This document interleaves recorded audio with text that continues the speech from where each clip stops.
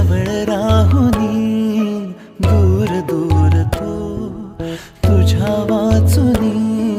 उदास हे ऋतू कळेल केव्हा तुलाही व्यथा माझ्या नजरेने बघ तुलाच तू दोन किनारे आपण दोघे भेट अचानक होईल का मग श्वासाचे श्वासात गुंतले नकळताच बघ झालो जीवलग कसले काहुर कुठली हुरहुर मनात आता व्याकुळ तगमग